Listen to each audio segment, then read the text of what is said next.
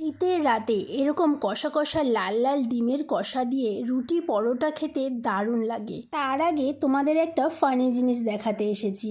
বরের জামা পরেছি আজকে। তোমরাও কারা বরের জামা সুযোগ পেলেই পরে ফেলো বলো তো? তোমরা বলতে থাকো আর আমি তোমাদের রান্নাটা দেখাতে থাকি। চলো, ডিমের কষা বানাতে সবাই আমরা জানি ডিমটা সেদ্ধ করে ভেজে নিতে হয়, তারপরে জিরে তেজপাতা সর্ষের তেলে ফোড়ন দিয়ে পেঁয়াজ রসুন আদা টমেটোর পেস্ট দিয়ে দিলাম, তার উপর দিয়ে জিরে গুঁড়ো ধনে গুঁড়ো লঙ্কা গুঁড়ো হলুদ গুঁড়ো সব দিয়ে দিয়েছি। আজকের ডিমের কষার স্পেশালিটি হচ্ছে এই যে সস। হ্যাঁ, তোমরা যদি রুটি বা পরোটার সাথে খাওয়ার জন্য ডিমের কষা বানাও না, অবশ্যই মশলা কষানোর পরে একটুখানি টমেটো সস দিয়ে দেবে, তারপরে আরও খানিকটা কষিয়ে দিয়ে দেবে জল। জল চাইলে নাও দিতে পারো, সেক্ষেত্রে অনেক বেশি টেস্ট হবে। যারা টিফিনে দিতে চাও তারা জল দেবে না। তারপরে নামানোর আগে একটুখানি গরম মশলা দিয়ে দেবে, ব্যাস জাস্ট ইয়াম্মি হয়েছিল খেতে। ভালো লাগলে লাইক করো।